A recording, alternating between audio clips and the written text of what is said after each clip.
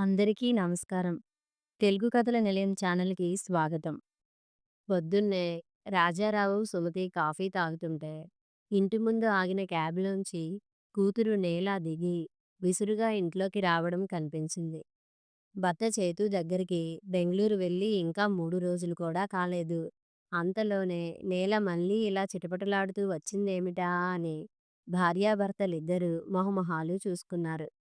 నీల ఇదేమీ పట్టించుకోకుండా ma'am strong coffee అంటూ తన రూంలోకి వెళ్ళిపోయింది. బెంగుళూరులో ఇదే సమయంలో చైతు అనే పిలువబడే చైతన్య పొద్దున్నే తల్లి ఇచ్చిన కాఫీ తాగుతూ డైనింగ్ టేబుల్ దగ్గర కూర్చున్నాడు. తండ్రి రాఘవ చైతూని చూసి వాకింగ్‌కి వెడదాం రా అన్నాడు. వస్తావా అని అడగకుండా ఏకంగా రమ్మంటున్నాడంటే తండ్రి తనకేదో హితబోధ చెయ్యడానికే అనుకున్న చైతు విసుగ్గా మొహం పెట్టాడు. ఊ నడు అంటున్న తండ్రి మాటలని కాదనలేక అయిష్టంగానే రాఘవతో బయలుదేరాడు చైతు. ఇక్కడ హైదరాబాదులో ఏమైందే? మళ్ళీ చైతుతో ఏమన్నా గొడవ పడ్డావా? నేనేదో కావాలని దెబ్బలాట వేసుకుంటున్నట్టు మాట్లాడతావేంటి? చైతు మటుకు నన్నేమన్నా అనొచ్చా? నేను మటుకు ఏమీ అనకూడదా? గయ్యిమంది తల్లి మీద నేల. ఎందుకనకూడదు? మీరిద్దరూ ఒకళ్ళనొకళ్ళు ఎన్నైనా అనుకోవచ్చు. కానీ అది పూర్తిగా మీ ఇద్దరి మధ్యనే ఉండాలి కానీ, ఇలా ఇల్లు, ఊళ్ళు దాటి రాకూడదు. ఓహో! ఇప్పుడు తమరు నాకు సూక్తి ముక్తావళి వినిపిస్తారా ఏంటి? వేళాకోళంగా అంది. అవన్నీ వినే వయసు నీకెప్పుడో దాటిపోయింది. ఇప్పుడు నువ్వు చెప్పింది మేం వినడమే మిగిలింది. అయితే విను. నేనింకెక్కడికి వెళ్ళను. మా కంపెనీ బ్రాంచ్ హైదరాబాద్‌లో కూడా ఉంది. ఇక్కడికి మార్చేసుకుంటాను. రేపే వెళ్ళి లాయర్‌ని కలుస్తాను. హాయిగా నాకు కావలసినట్టుంటాను. చాలా బాగుంది. మంచి విషయం చెప్పావు. నీకు కావలసినట్టంటే? తల్లి అడిగిన ప్రశ్నకి విసురుగా జవాబు చెప్పింది నీల. ఏముంది? కంపెనీలో నాకు మంచి రెప్యుటేషన్ ఉంది. మా హెడ్ నన్ను చాలా ఎంకరేజ్ చేస్తున్నాడు. 1 ఇయర్‌లోనే పే ఇంత హైక్ చేశాడంటే, ముందు ముందు ఇంకా ఎంత పెరుగుతుందో ఆ చైతూకి ఇదంతా చూసి కుళ్ళు. అందుకే నన్ను ఉద్యోగం మానేయమంటున్నాడు. కడుపులో ఉన్న కసినంతా దింపేసుకుంది నీల. మిగిలిన వాళ్ళకన్నా నువ్వేం ఘనకార్యం చేశావని నీకంత పే పెంచారు? కమాన్ మామ్! నా ఎంబీఏ డిగ్రీ రెప్యూటెడ్ యూనివర్సిటీ నుంచని నీకు తెలీదా? మా సెక్షన్‌లో అందరి చేత అంత పని ఎలా చేయించగలుగుతున్నాను? ఆ క్వాలిఫికేషన్ వల్లే కదా! ఎవరెవరు ఎలాంటివారో, ఎవరి చేతిలో ఏ నైపుణ్యం ఉందో, ఎవరు ఎక్కువ పని చేస్తారో, ఎవరు తెలివిగా పనిచేస్తారో, ఎవరెవరికి ఎలాంటి ఆశలు చూపించి పని చేయించుకోవాలో, మధ్యలో సమస్యలు వచ్చినప్పుడు ఎలా వాటిని సామరస్యంగా పరిష్కరించాలో, ఇలాంటివన్నీ ఆ కంపెనీలో నేనే బాగా చేస్తాను. అందుకే నాకీ ప్రత్యేక గుర్తింపు. అలాంటి డబ్బు, గౌరవం ఇచ్చే పని మానేసి, ఇంట్లో వాళ్ళమ్మకి కాళ్ళొత్తుతూ కూర్చోమంటాడా చైతూ? ఇదేమన్నా బావుందా? కడుపులో ఉన్న బాధనంతా తల్లి దగ్గర కక్కేసిన నీల నిస్సత్తువగా కళ్ళు మూసుకుని మంచం మీద వెనక్కి వాలింది. అంత పెద్ద కంపెనీలో అన్ని రకాల మనుషులని ఒక తాటికి తెచ్చి బ్రహ్మాండంగా పనిచేయించే నువ్వు, నీ ఇంట్లో నలుగురి మధ్య సామరస్యం తెచ్చుకోలేకపోతున్నావా? సుమతి సూటిగా అడిగిన ప్రశ్నకి ఒక్కసారి త్రుళ్ళిపడి లేచి కూర్చుంది నీల. అక్కడ బెంగుళూరులో.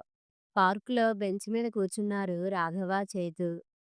నీల ఎందుకు వెళ్ళిపోయింది? సూటిగా అడిగాడు రాఘవ కొడుకుని. ఒళ్ళు పొగరెక్కి పళ్ళు పిండుకున్నాడు చైతు. కాస్త సంస్కారంతో మాట్లాడు. నీల నీ బానిసేం కాదు నీ నోటికొచ్చినట్టు మాట్లాడడానికి. మనింటికొచ్చిన శ్రీ మహాలక్ష్మి. ఆ!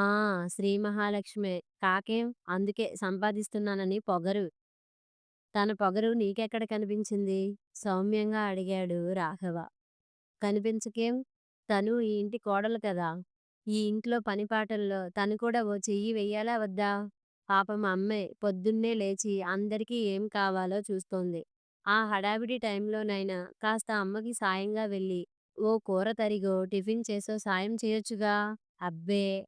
ఆ టైంలో కూడా ఆవిడ గారికి కంపెనీ నుండి ఫోన్లు, ఈవిడ గారి సలహాలు.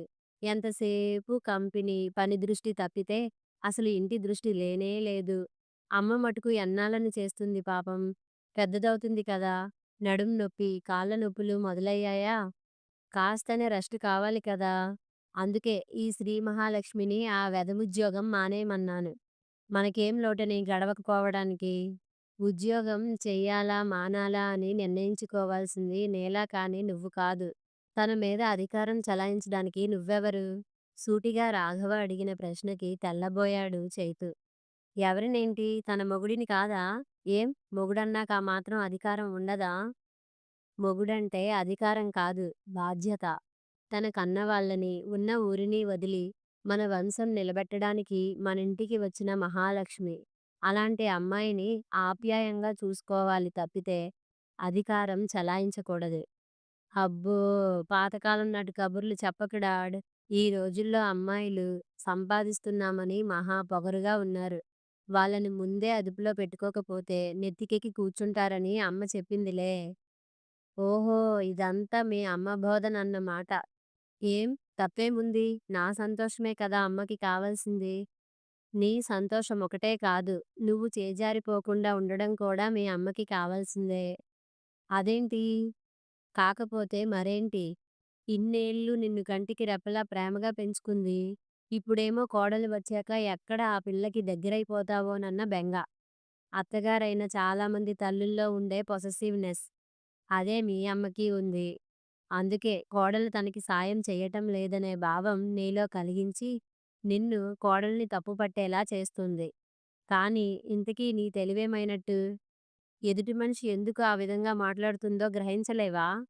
సూటిగా అడిగిన రాఘవ ప్రశ్న కోపం తెప్పించింది చేతుకి. అమ్మనలా అనుకోవడం తప్పు డాడ్ అన్నాడు. ఇంకెలా అనమంటావ్? అప్పటి వరకు ప్రేమగా పెంచిన అమ్మని నెత్తిమీద పెట్టుకుని, తనని నమ్ముకుని వచ్చిన భార్యని హృదయంలో పెట్టుకుని చూసుకోగలిగిన వాడే అసలైన మగవాడు. తల్లికివ్వాల్సిన గౌరవం తల్లికిస్తూ, భార్యకందివ్వాల్సిన ప్రేమ భార్యకందిస్తూ, ఇద్దరి మధ్య సమన్వయం తేగలిగిన వాడే మగవాడు. పోనీ నువ్వన్నదే సరేననుకుందాం. నేను నీలని జాబ్ మానేయమన్నాను కదా! నా మాట మీద గౌరవం ఉంచి మానేయొచ్చు కదా! ఇంట్లో అమ్మ వెనకాలే ఉండి ఇంటి బాధ్యతలన్నీ చూసుకుంటే చాలు కదా! హో! నీ ఆలోచన ఇంత అధ్వాన్నంగా ఉంటుందనుకోలేదు. డాడ్! కోపంగా అన్నాడు చైతు. మరి లేకపోతే? ఇంత చదువుకొని ఇన్ని తెలుసున్న వాడివి, కేవలం నీల నీ భార్య అవ్వడం వల్ల మర్చిపోతున్నావా ఏంటి? నీలలో ఉన్న ఆ టాలెంట్ చూసే కదా నువ్వు మురిసిపోయి పెళ్లి కొప్పుకున్నది. చాలా తెలివైన వారు మాత్రమే నీల చదువుకున్నంత గొప్ప చదువు చదవగలరు. అందులో కొద్దిమంది మాత్రమే అటువంటి జాబ్‌కి సెలెక్ట్ అవ్వగలరు. అందులో ఇంకా తక్కువ మంది అంత మంచి పేరు తెచ్చుకోగలరు. ఒక కంపెనీలో పెద్ద పొజిషన్‌లో ఉన్న నీలని నువ్వు కేవలం ఒక చిన్న ఇంటి బాధ్యతలకు కుదించుకుపోయి ఉండమనడం ఎంత సబబుగా ఉంటుందో ఆలోచించు. ఇంటి బాధ్యతలన్నీ చూసుకుందుకు ఇంట్లో రిటైర్ అయిన నేను, అనుభవం ఉన్న మీ అమ్మ ఉండనే ఉన్నామాయే. అటువంటప్పుడు నువ్వెలా ఆలోచించాలి? మాకు శ్రమ తగ్గాలంటే ఒక వంట మనిషిని, ఇంకో పని మనిషిని ఎక్కువ పెట్టి మమ్మల్ని సుఖపెట్టాలి. అంతేకాని కేవలం వంట మనిషి, పని మనిషి చేసే పనులకి కోడలుగా వచ్చిన పాపానికి నీలకి అంటగట్టడం అన్యాయం. అంత చదువు, తెలివితేటలు ఉన్న పిల్ల వాటన్నింటినీ అణిచేసుకొని ఇంట్లో పడుండమంటే ఉంటుందా? ఉండదు. అందుకే వెళ్ళిపోయింది హైదరాబాద్‌లో.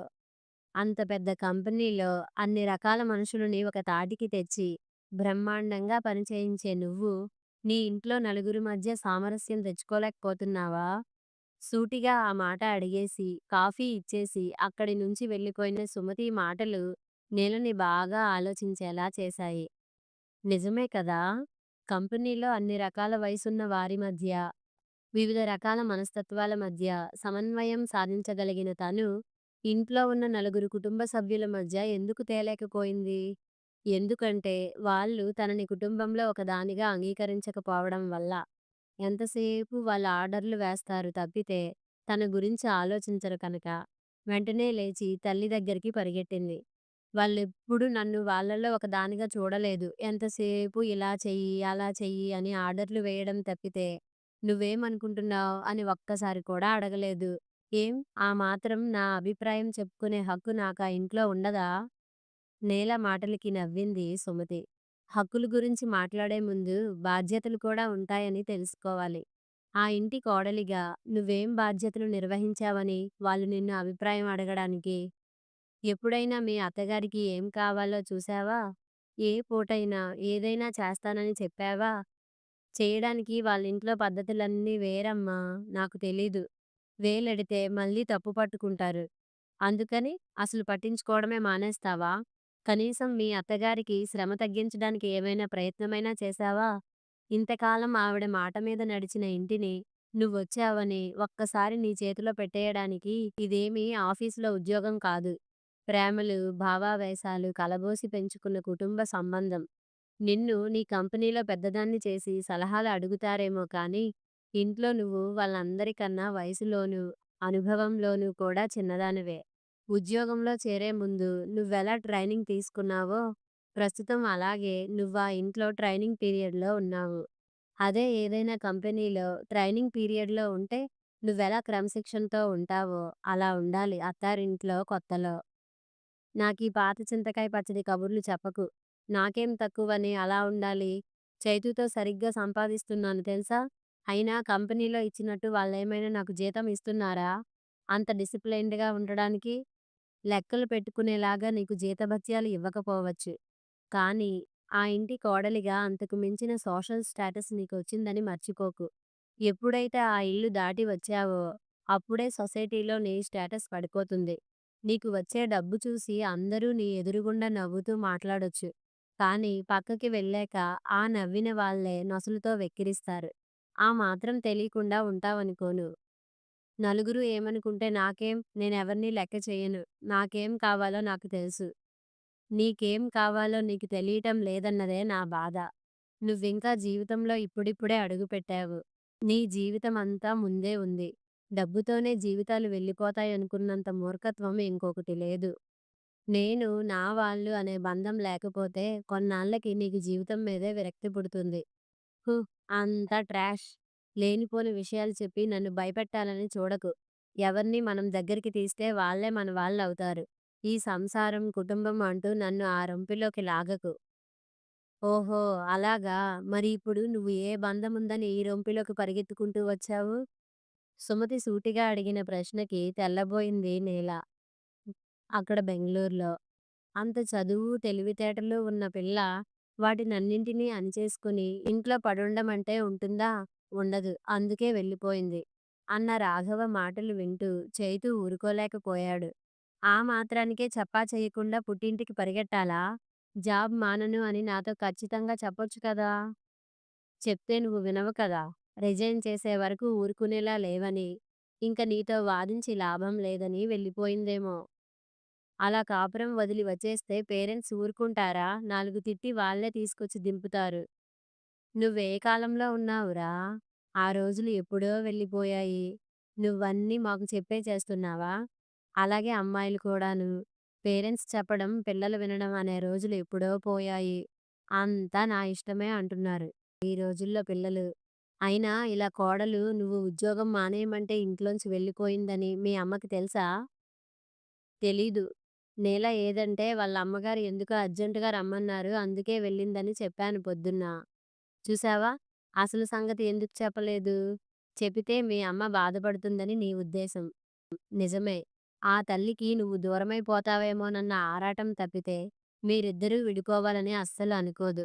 ఈ సంగతి తెలిస్తే మీ ఇద్దరి గురించి అందరికన్నా ఎక్కువ బాధపడేది అమ్మే. నిజమే డాడ్. నువ్వు చెప్తుంటే అలాగే అనిపిస్తోంది.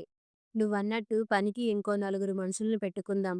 అంతేకాని అంత టాలెంటెడ్ నీలని ఉద్యోగం మానమనడం నిజంగా తప్పే. మరిప్పుడు ఏం చేద్దాం? డాడ్ నువ్వు నీలకి ఫోన్ చేసి రమ్మని చెప్పకూడదూ? ఉహూ, నేనెందుకు వస్తాను మీ మధ్యకి? అది కాదు డాడ్. ఎంతైనా మగవాణ్ణి కదా! ఇగో ప్రాబ్లమ్ అంటూ ఒకటుంటుంది కదా! ఎంత కలిసిమెలిసి చదువుకొని, ఆడవాళ్ళలోని గొప్పతనాన్ని గుర్తించినా, మగవాడిలో ఈ ఇగో అన్నది మటుకు పోవడం లేదు. ఇప్పటికైనా పోగొట్టుకోవాలి. ఇది మీ ఇద్దరి మధ్య ఉన్న సమస్య కనుక మీరిద్దరే తేల్చుకోవాలి. తప్పదు. హైదరాబాద్‌లో. ఓహో! అలాగా! మరి ఇప్పుడు నువ్వు ఏ బంధముందని ఈ రొంపిలోకి పరిగెత్తుకుంటూ వచ్చావు? సుమతి సూటిగా అడిగిన ప్రశ్నకి తెల్లబోయిన నీల సమాధానం చెప్పలేక తలవంచుకుంది. మామ్ నువ్వే చెప్పు. నేను ఉద్యోగం మానేయడం నీకు భావ్యంగా అనిపిస్తోందా? లేదు. నువ్వు అంత మంచి ఉద్యోగాన్ని మానేయక్కర్లేదు. కానీ దానికోసం కాపురాన్ని వదిలేసుకోవాల్సిన అవసరం కూడా లేదు. చైతూ నిన్ను ఉద్యోగం మానేయమనడము, నువ్వు ఇలా వచ్చేయడము మీరిద్దరూ ఆవేశంలో తీసుకున్న నిర్ణయాలు. బహుశా ఇప్పటికే నీకు తెలిసుంటుంది ఆ విషయం. కాస్త నెమ్మదిగా ఆలోచిస్తే ఈ విషయాన్ని మీరిద్దరూ సామరస్యంగా పరిష్కరించుకోగలరు. ఆ మార్గాలేమైనా ఆలోచించు. మామ్, అయితే ఒకసారి ఫోన్ చేసి చైతూతో మాట్లాడతావా? ఊహు, నేను మాట్లాడను. నేను చెబితే నువ్వు ఇల్లు వదిలి రాలేదు. నీ అంతట నువ్వే వచ్చావు. ఇది మీ ఇద్దరు మాత్రమే తేల్చుకోవాల్సిన విషయం. మూడో మనిషిని భార్యాభర్తల సమస్యల మధ్యకి లాగడం మూర్ఖత్వం. నువ్వే ఆలోచించుకొని ఏం చెయ్యాలో చెయ్యి. నా అంతట నేను వెడితే చైతూకి లోకువైపోతానేమో. లోకువే అవుతావో, నెత్తిమీద దేవతవే అవుతావో, పూర్తిగా మీ ఇద్దరి మధ్య ఉన్న విషయమిది.